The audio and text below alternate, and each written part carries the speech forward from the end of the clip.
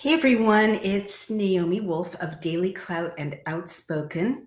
And it's been a little while. I think we're unbanned for the time being on YouTube. So that's exciting. They last banned us for my video on oregano oil. But I want to read you my latest Substack essay called Dear Team Trump, Don't Spike the Football, quote unquote. Subtitle is rather Balance the Language and Walk Through the Biggest Ever Open Door. And those of you who follow my work know that I used to be a political consultant for the Clinton team, their reelection campaign, and for Gore 2000. So I can't help that kind of political consulting part of my brain kick in when I watch campaigns and then governing, because good governing is also campaigning. So this was my advice. This is my advice as I observe this incredible potential realignment and encourage both MAGA and MAHA not to waste the incredible opportunity that this represents. So below is my latest unsolicited letter to the MAGA MAHA comms, meaning communications and leadership team. Yes, it is a new day in America. Yes, President Trump won an historic victory. Millions of citizens with eyes and cell phone cameras on the polling station process and on their own ballots, as we at Daily Cloud had encouraged, thwarted what was supposed to have been a planned night of systematic cheating. Yes, the trifecta of all three branches of government is secure in the hands of MAGA and MAHA. And I'm just going to charge my phone so that I don't run out of charge while I'm reading this to you. Yes, everyone who battled for years for this outcome and who stood firm for our country deserves huge credit. It is human nature to gloat. It is tempting to revel in a partisan public way. It is human nature to, quote, spike the football, end quote. And this is what that looks like for those of you like me who don't really follow football that carefully. Conservative influencers on X are enjoying the victor's adrenaline surge. They post memes mocking, quote, liberal tears and, quote, liberal meltdowns. And there you see liberals are still crying. Nya, nya, nya has been the winner's instinctive reflex ever since we were all 8 years old. It's human nature.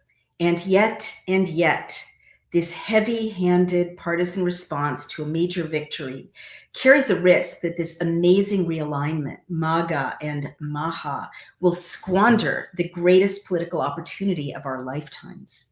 It is also strategically unwise. A good friend who comes from the same world I do said recently that he too is concerned that MAGA in triumph is, quote, spiking the football, end quote. I asked what that phrase meant. He explained that it is the gesture that victorious football players make when they reach a goal. It means celebrating crassly, carelessly, and prematurely. He clarified that the gesture represents poor sportsmanship. I shared that while I felt that the Democrats had obviously descended into a spiral of estrogen-heavy lunacy, the Republicans now risk a testosterone-poisoned, equally blinding overreaction of their own. Psychological and emotional balance are always needed for a movement, and especially a unity movement, to thrive and evolve. Even as I feel the demons slithering back into their underground lairs, even as I recognize the sunlight of actual America reappearing behind the metaphysical clouds of the last 4 years, I have concerns. My concerns are that partisanship and gloating are leading both MAGA and MAHA to miss this gigantic, historic open door that has opened right in front of them. It won't stay open forever. MAGA and MAHA have the opportunity to solidify the largest potential realignment in American history, to create messaging, events, and speeches that would welcome into a new unity movement the majority of Americans, and that would make the rationale for the very existence of the Democratic Party obsolete. MAGA with MAHA has the opportunity to unite into one movement of citizens heading in roughly one aligned direction. Millions of people of patriotism and essential goodwill in America, whatever their policy differences. This realignment could radically restore and re-empower America and Americans, and could also unleash untold innovation, public safety and community mindedness, civic engagement, and cultural and material wealth. If MAHA did this, that is, walked with maturity and grace through this historic, unprecedented, transpartisan open door, it would revitalize and transform the Republican Party, making the MAGA-MAHA movement into a big, unbeatable tent whose mission is to promote core American principles. This mission could replace the always marginal, always vulnerable status of the Republican Party, which has devolved, as has the DNC, into a checklist of ever more extreme policy positions. Some of the things Team MAGA-MAHA is doing are perfect. It is perfect to showcase the extraordinary, formerly Democratic talents that are aligning in Mar-a-Lago. Images of President Trump with RFK Jr., Tulsi Gabbard, and Elon Musk looking like a merry band of superheroes are fantastic. It is wonderful, too, to feature what looks like fun. Dancing patriotic wrestlers, fast food meals on board Trump's private plane, someone gifted on the comms team, Barron, it is someone young and witty, understands that images that seem to peek informally behind the curtain, along with images of a joyful, positive set of events, personalities, and activities, all attract support and are part of a powerful victory lap. The inner circle aboard President Trump's jet. And there you see all the cool kids. President Trump and entrepreneur Elon Musk at a UFC event at Madison Square Garden. This is from a few days ago. We should also applaud the fact that the comms team persuaded President Trump to host and, as I had urged, to feed opposition reporters such as Mika Brzezinski and Joe Scarborough of MSNBC's Morning Joe in Mar-a-Lago. By speaking directly to the very people whom President Trump had derided as purveyors of, quote, fake news, end quote, even though hosting the enemy takes discipline and maturity, President Trump makes it much harder for those commentators to dismiss or mischaracterize him or his administration. But the glee and the superpower imagery, fun as it is to behold, miss some important facts. Every successful or failed candidate lives in an impenetrable information and group mind bubble. And that bubble creates its own self-reinforcing reality. Outside the cool-looking activities at Mar-a-Lago, there remain these needs for caution. 1, don't alienate independent and liberal women unnecessarily. You need them for MAGA and MAHA. Liberal women on TikTok are still weeping for a reason. They fear they will continue to lose essential personal choices. Trump surrogates should continue to reach out to America to showcase not only Trump's powerful women appointees, who are now many and almost all of whom are impressive, but also to showcase planned policies that will support and sustain women in their family and professional lives, and that will support their range of choices. When conservative male commentators mock these women's tears, they are torching what could be future support from a decisive swing constituency. And again, they're showing little understanding or empathy. 2, calm the F down with the social media DOGE hatchets and the memes about world wars. Elon Musk is a very cool addition to a mission, Department of Government Efficiency, to issue recommendations to make government more efficient. But his pronouncements, along with those of Vivek Ramaswamy on X and elsewhere, about all the slashing that they will do and recommending to President Trump big cuts to the state, are starting to feel like the compulsive one-upmanship of two boys who have been empowered gleefully to tear down someone else's elaborate Lego village.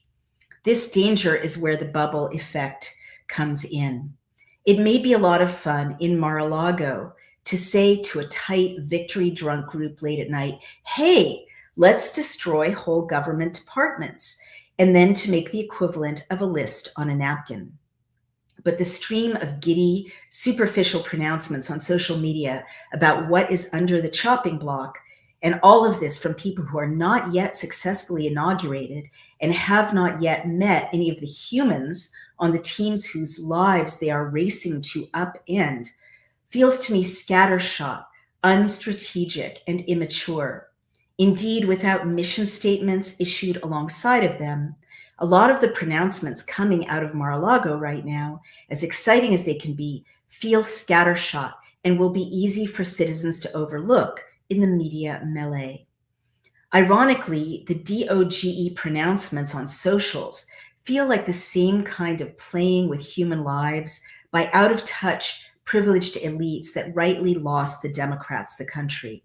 Slow down, be thoughtful, issue a well-reasoned op-ed or even a position paper along with an op-ed and a press release for each department that you are hoping to destroy.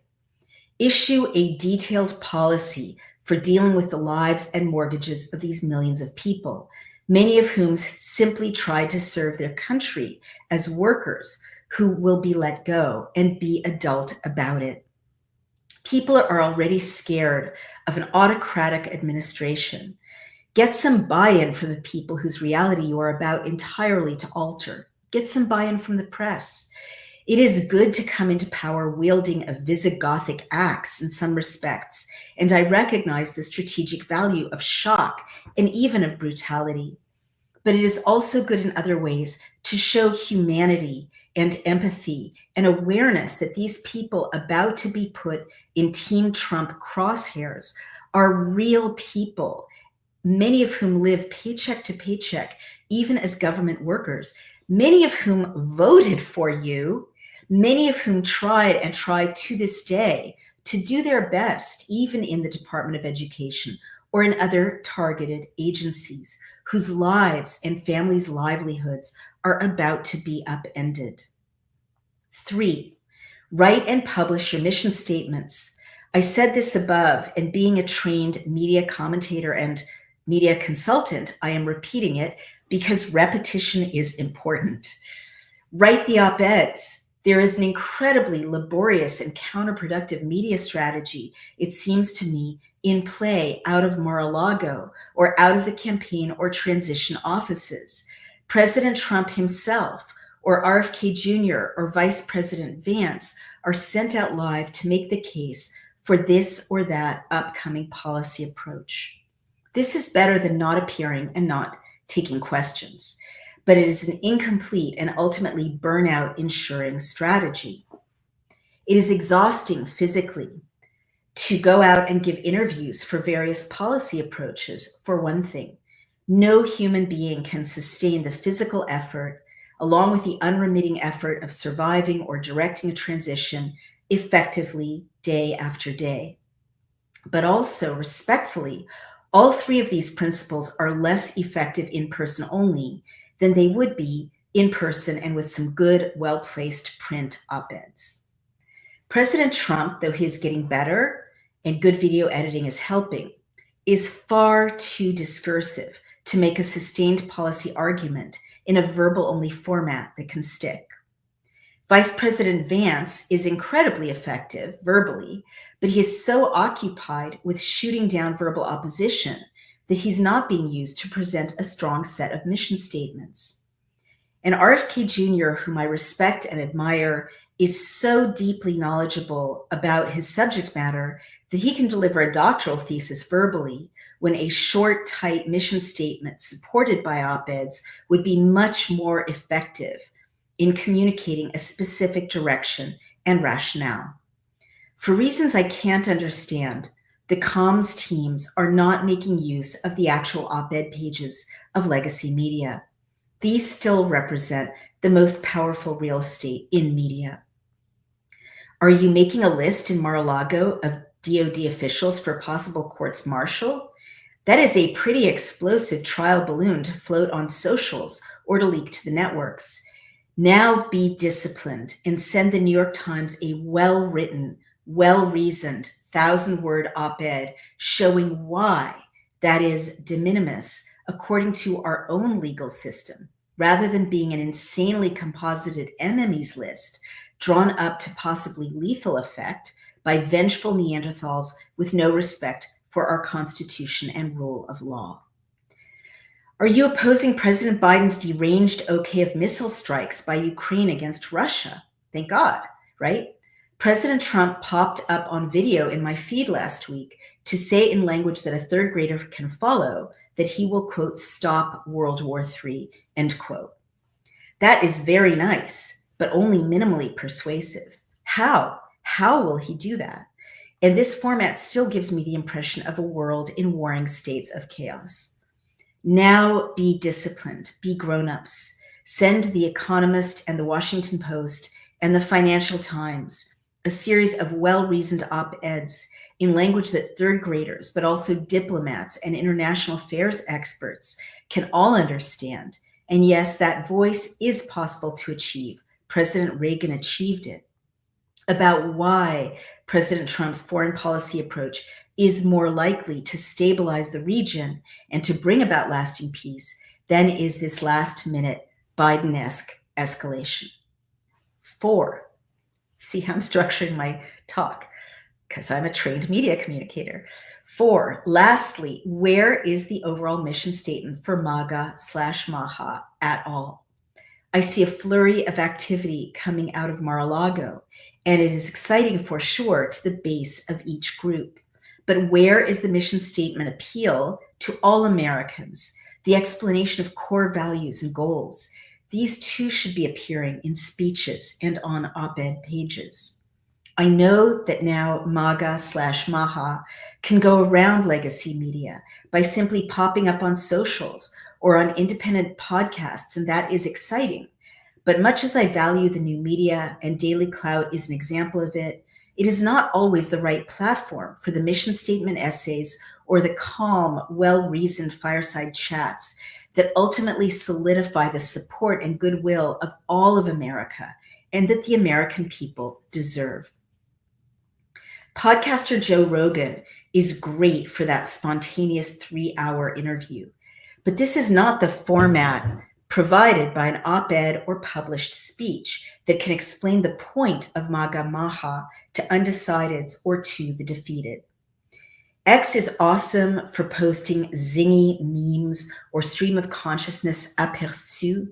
I love it for that purpose, but there is also a reason you come to me here on Substack, to understand in reasoned, well-documented, longer essays, op-ed page type essays, if op-ed pages would still publish me, what lies behind my thinking, posted in brief formats on social media.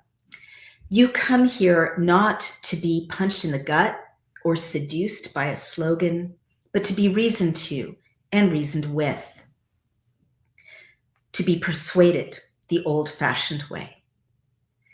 So by all means, President Trump and RFK Jr. go past the legacy media, but also get your Peggy Noonans fast into Mar-a-Lago. Get your great speechwriters who understand domestic and foreign policy, your versions of the Kennedys' highly educated speechwriter and advisor, Ted Sorensen, into Mar-a-Lago.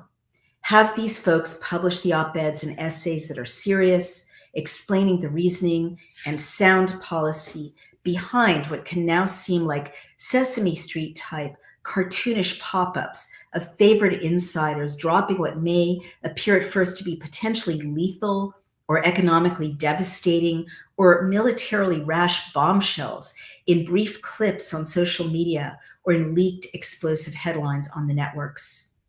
Invite the op-ed editor of the Washington Post, disclosure, personal conflict for me, the Wall Street Journal, and yes, the New York Times to Mar-a-Lago. Invite the publishers of the Financial Times, USA Today, the Los Angeles Times. Give a serious speech about the war that is brief and send the text to be reprinted in full in USA Today and the Washington Post. Give a serious speech about cutting whole departments and do the same. Give a serious speech about the planned courts-martial and do the same. You get it. Yes, you won the battle. Yes, you can tell the rest of the world to go to hell. Yes, you can play fun policy games with billionaires and cavort on socials. Your base will go crazy with the fun of it all. But will you win the war?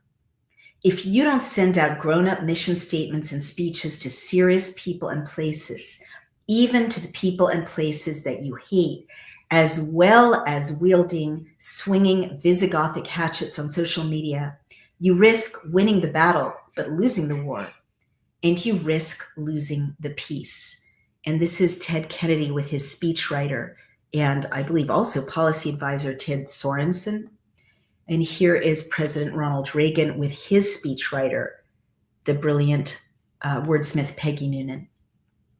If the party at Mar-a-Lago does not bring in some serious nonpartisan grown-ups to balance and lastingly articulate the mission of what can at times look a bit like a frat boy esprit de corps popping champagne corks at this point, you risk losing the biggest opportunity in modern American history to establish a majoritarian movement that can make the DNC into an afterthought of the history books. But if you do take my advice and do so, bring in your version of the Peggy Noonans, the Ted Sorensens of this generation, along with a parallel serious media strategy, you can solidify and move forward with a bought-in, persuaded America. You can build a majoritarian movement that is humane, that governs with empathy as well as with strength, that is oriented toward peace and freedom, that can explain itself and its beliefs, that can lastingly illuminate our nation's ideals, and that can draw on the best policies of all, generated from the brightest minds of left, right, and center, and that can, not least, also liberate and bring peace to the rest of the struggling, censored, and suffering world. And that is my essay, which is Unsolicited Advice to Trump and RFK Jr. And Vice President Vance for their communication with the rest of the world. I have to say, since I wrote it, which was a few days ago, I think that some of the message, either from me or from other sources, has gotten through a bit because there is a little less frat boy bombshell announcements on social media via people like Vivek Ramaswamy and Elon Musk. And it does seem like a calmer and more measured media strategy. However, now I'm just freelancing, putting my political consulting hat on. And people are saying, agree. Deborah L. Bunger says, agree. I thought the same thing. Jasmine Justice says, I agree. We need to hold Trump and his team accountable and not get upset when people who know what they're talking about do. We cannot make excuses when they aren't doing what they promised. Vicky Oleski says, thank you for expressing the concerns regarding women, gay, straight, and all color, by the way. That is the color that is missing and underrepresented in MAGA, MAHA. And by the way, I agree with that. I really think that MAGA and MAHA, MAGA especially, needs to have a very nuanced and clear position on LGBTQ issues. They can be quite heavy-handed, in my view, with not teasing out the difference between consenting, legal, same-sex families, same-sex relationships, same-sex marriages, versus the insanity of what's going on right now in Capitol Hill, which is getting a lot of press attention, with Congressperson Sarah McBride trying hard to get into the women's bathroom, and Representative Nancy Mace holding the line. But those are very different issues. And a lot of gay and lesbian and bisexual, and probably even transsexual or transvestite people. The word trans is a recent coinage, so I try not to use it because it's vague. There's an essay on that I'll share later. But basically, people who identify as non-binary probably also, many of them agree that, biological women have the right to their own spaces and girls have the right to their own sports teams. But whether they do or not, MAGA needs to say, this is a big tent. We welcome people of all backgrounds, all races. We're about freedom. We're not going to shun you for, adult consenting relationships, whether we approve of them religiously or not. I know there are a lot of points of view about that in hardcore Christian fundamentalist MAGA. God bless you, I don't share those views, but, it's fine to say we may not agree with everyone, on their personal choices, but this is a big tent. We're about liberty. Welcome, right? We love you, right? That's, I believe, what MAGA and MAHA have to say. And that then peel off and we're going to go hard against, and we're going to protect girls and women in their personal spaces and in their sports. That's no contradiction, but they have to do a better job separating those points of view and those arguments, in my view. Let's see. So that's what Vicky Oleski had to say. Barry Atkinson, hi Barry, says, will Vice President Harris follow the rules of certifying the election as did Al Gore with G.W. Bush? Or will she seek a senator to object to Trump's election victory and cause absolute chaos? That is a great question. And my bet is on the absolute chaos that could still unfold. I know this is dumb or not rational, but I'm very intrigued by astrology, and I know that a lot of my Christian followers think I should not pay attention to it.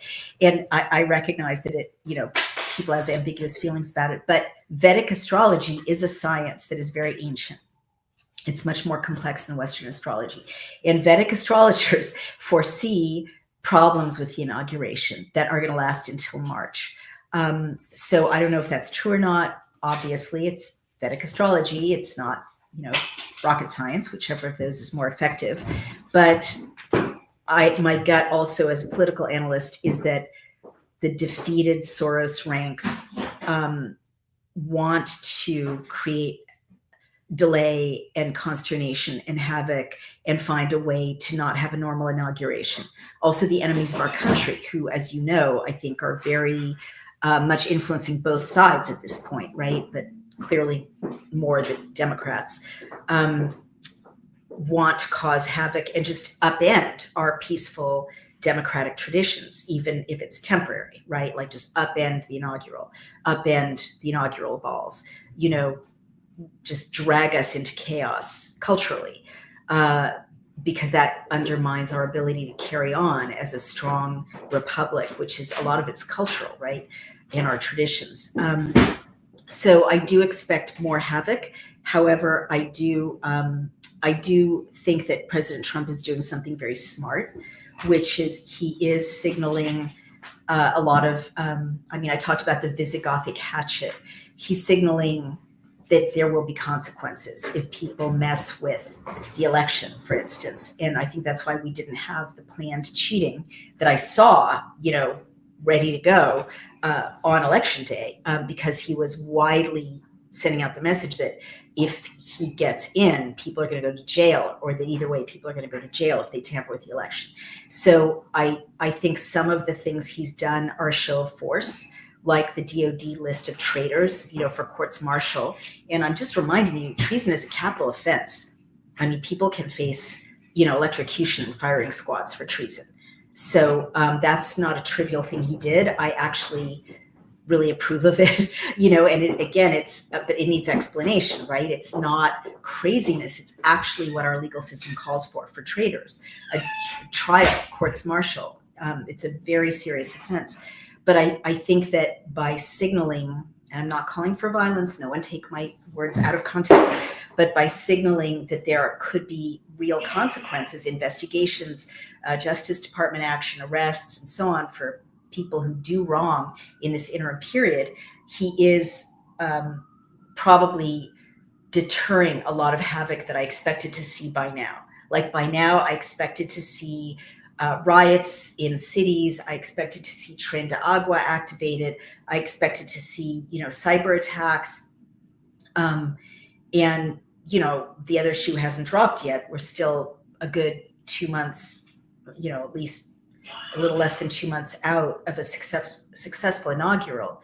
But I do think that his kind of Visigothic shows of force are deterring what had been plans for havoc, civic instability that people like Alex Jones and I have been predicting for a long time. That doesn't mean we're wrong. It means we're predicting what's planned. And that's why it's good to predict what's planned so that there could be a counter movement by the people who don't want that to come about. And that's what we're seeing now, is the forestalling of havoc that has been planned. All right. Bulging Battery says, at Daily Clout, children were killed by assault weapons at Sandy Hook. We need to ban assault weapons. Well, I've come a long way on my views about the Second Amendment. And there's an essay about the Second Amendment on my Substack, Outspoken. I don't agree with you anymore, but I do think that left and right together, that's the beauty of bipartisanship. You can get really good policies because most of the country is moderate, right? Moderate on gun rights, moderate on abortion. And so it's crazy that we have these two extremes, having all the guns, having no guns, having all the abortions, having no abortions, when really bipartisanship has such a beautiful promise for better policies, better outcomes by bringing, those conversations together. Lloyd Brown says, President Trump is making some bad picks. I hope he knows what he's doing and not working against diehard MAGA people who never question him when it comes to the jab and possible ID creation. And I agree that there are some surprising nominations in the last week. A lot of people on the MAHA side are shaken. I think that I think two things. People want to believe that electing their guy, whether it's Trump or RFK Jr., is the end of their job. And it's not the end of their job. If we go back to our couches and surfing on Netflix, then all the lobbyists move in and twist, put terrible pressure on all of these people. And our voices are not at the table, giving them, the excuse of, I can't, do what you want in protecting the PrEP Act because all these people are holding my feet to the fire. Right now, it is a time of, and I don't have inside knowledge about why these picks are taking place. If I did, I would tell you as a disclosure. I do admire RFK Jr., and I have to say I respect Trump a lot more than I thought I did a year or two ago. He gets things done. I think he's probably stopping World War III even as we're speaking, for which I thank God, right? But you've got to remember, not being passive, that the transition is a time of unbelievable deal making and horse trading. And there can be horrible, no one's going to get their wish list, right? This is what I know from just my life in and around the highest level of politics. No one, not MAGA, not MAHA, it's not Christmas Day. No one can, not Trump, not RFK Jr. Having a mandate is a good first step, but even so, no one assuming office can give their constituents literally everything the constituents want. And that's really important to understand. And especially not if we go home and stop putting pressure on. So I don't like a lot of these picks I'm seeing. But what I'm aware of is that the most important thing is the confirmation hearings. And the most important thing is to get RFK Jr. in, to get Trump's picks in. And sometimes Trump will be throwing in, I'm guessing, right? I don't have any inside knowledge. I can see that Trump would say, okay, I'm going to throw in a really kind of SOP to pharma in a Surgeon General role so that you guys shut up and I can get RFK Jr. in and inaugurated. so he can do what he needs to do with a measure of power as head of HHS. That's a guess, right? I'm not saying that you shouldn't keep vocalizing and fighting and putting pressure. Of course you should. But you do have to understand you won one battle, which is the election, those of you who support this team.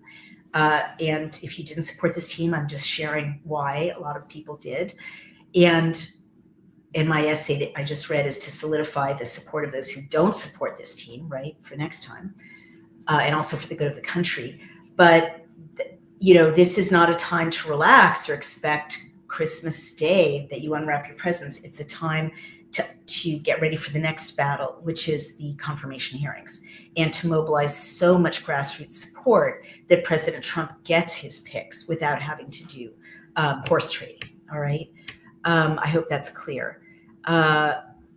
Revman Solution said, of course, this doesn't apply to AIPAC. I mean, I hope it does apply to AIPAC. America first. I as a Jew, I'm very glad that, we've got a president back in power who did more than the last administration to bring about peace for Palestine and for Israel in the Middle East during his last administration. It's definitely a relief at a time of so much anti-Semitism. The dog is trying to get into my lap. For me, to have a clear friend of Israel, in power, but I don't think he's not a friend of Palestine. I think that he's a friend of no wars. And that's why they keep trying to assassinate him, because there's so much money to be made from endless war. So I would like to see America first in every policy, and I want to see peace in the Middle East. And someone else said, what of Israel? Middling Rose says, someone is sabotaging your talk, too noisy. Is that true? Are you guys hearing a lot of noise in my talk? There is a dishwasher running behind me. But other than that, there shouldn't be a lot of noise in my talk. All right, this is Loki. He has a new haircut. You have seen him in his fluffy mode. Now he's in his haircut for the holidays mode. And that's it for me, unless you have other questions. I mean, I guess I would just end with some more unsolicited advice to Team Trump and Team RFK Jr. in the week ahead. There's a media vacuum, and that's always dangerous.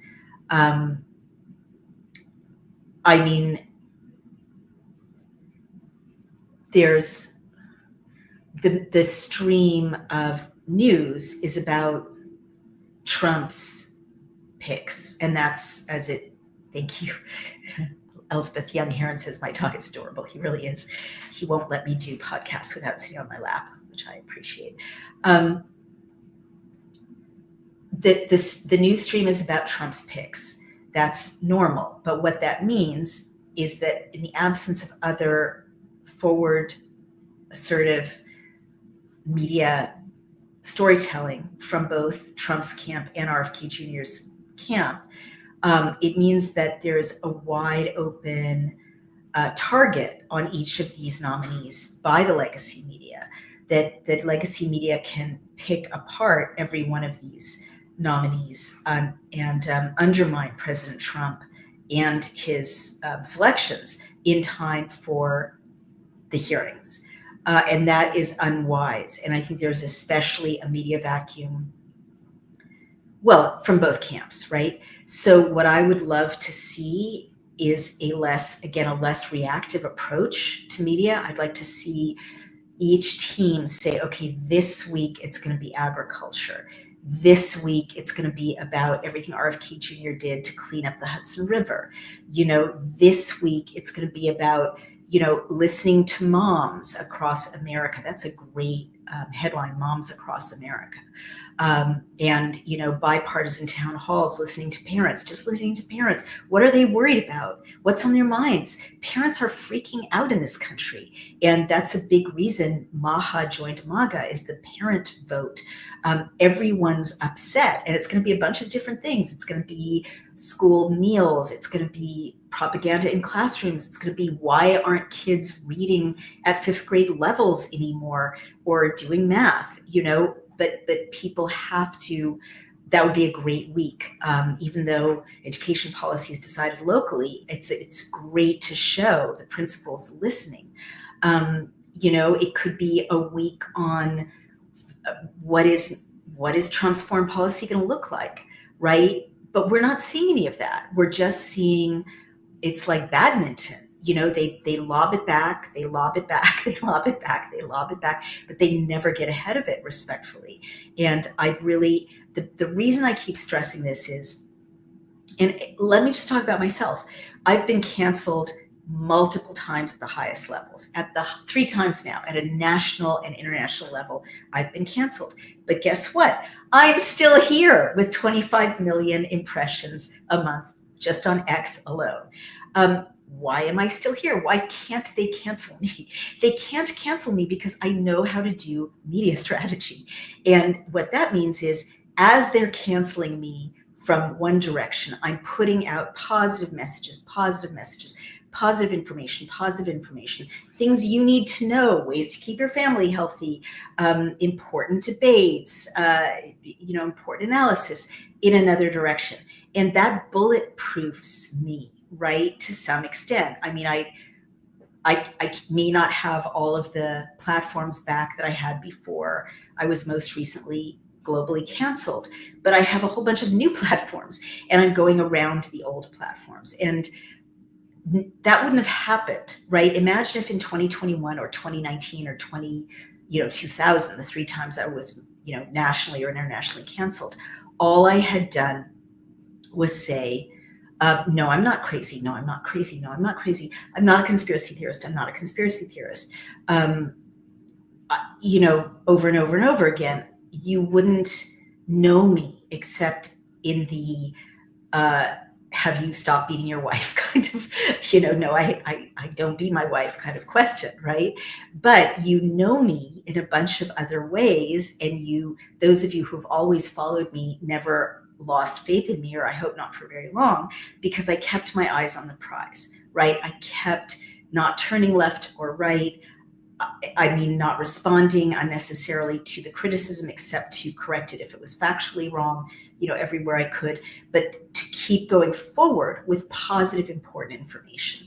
And that's, and also a theme, like, what's my mission statement? You know what my mission statement is, right? It's Constitution first, and women and children. That's my mission statement in a nutshell. What's their mission statement? I wish I could tell you, America first, that's wonderful. What does that mean? Every week we should be hearing from President Trump or his surrogates or op-eds, not even written by him, they don't have to write them, about what is MAGA's thesis statement, right? What's its mission statement when it comes to agriculture, when it comes to foreign policy, when it comes to the border, right?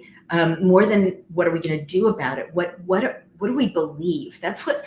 Okay, now you guys are getting to the core of why I find this so important, this kind of work. President Reagan wasn't just a great president because of his policies, even though I objected to him at the time because I was an idiot, right? I was a young Marxist, proto-liberal, or neo-Marxist. I didn't even realize how Marxist. But he was a great president because in every speech, and this was Peggy Noonan, right?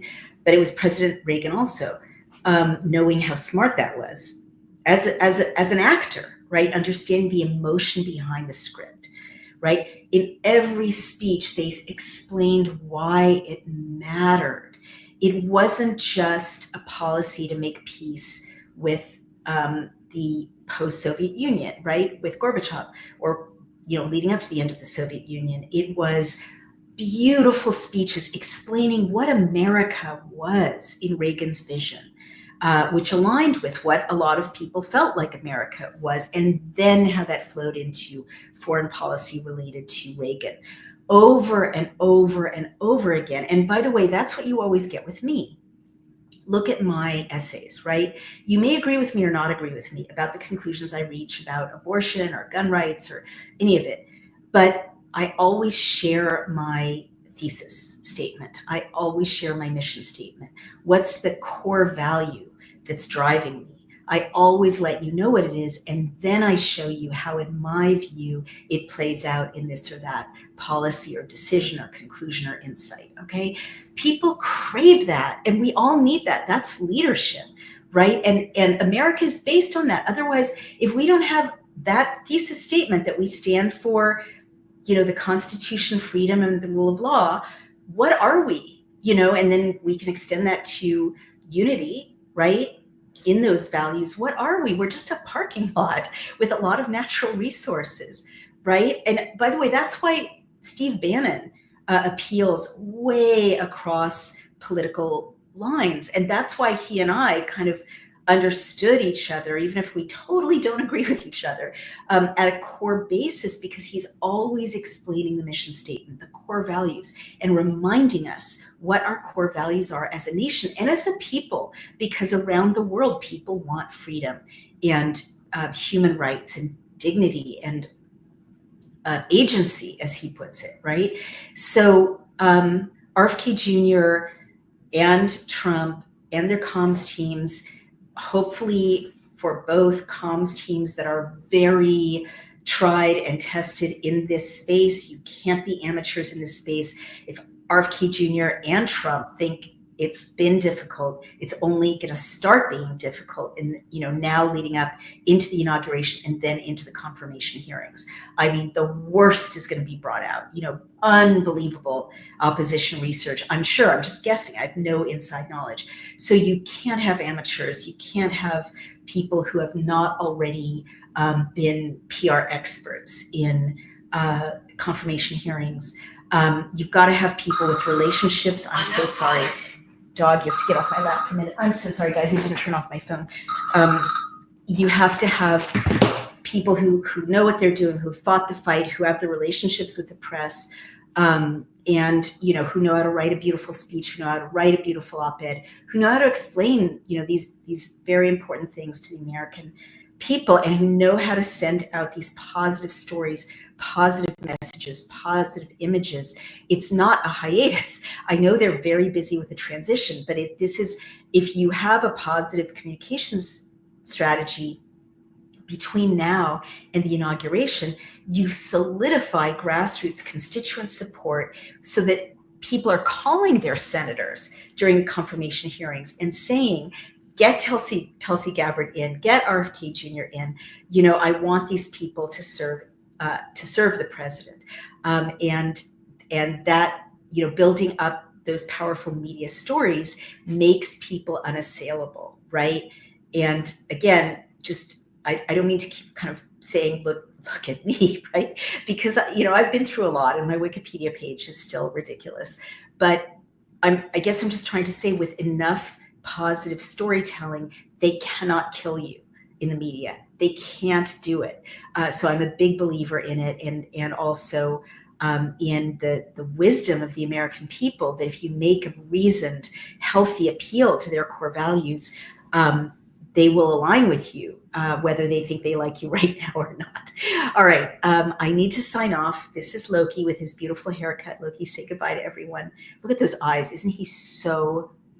Aren't those eyes just melting your soul? I didn't used to be a dog person, and then we got our first dog and my life changed. But thank you. Remember to support our sponsors, Bioptimizers. Magnesium Breakthrough gives you deep, deep sleep, evens out your stress level. These are very stressful times. They haven't stopped being very stressful times. And most of us don't get magnesium. Good for your bones, good for your energy levels. Bioptimizers.com/daily clout. Remember to go to getnativepath.com/daily clout for collagen, hairs. Yes, I love you too, Loki. Hair, skin, nails. I turned 62, and of course, I'm not worried about it because I'm taking my collagen and my magnesium and my spike support. But go there and you can get 25% off. Fantastic. And twc.health/daily clout for your spike support and also for your emergency medicine kit. We used these twice last week. I got bitten by a tick. I used the antibiotics. I was not beholden to the medical system, and I think Brian got a cut as well, and we used the emergency kit there too. We use it all the time. You don't want to be without it. It's very, very empowering. twc.health/Daily Clout. Support us on Daily Clout. We can't do this without you. Support me on Outspoken, on Substack, and I will talk to you tomorrow. Say goodbye, Loki. Bye, everyone.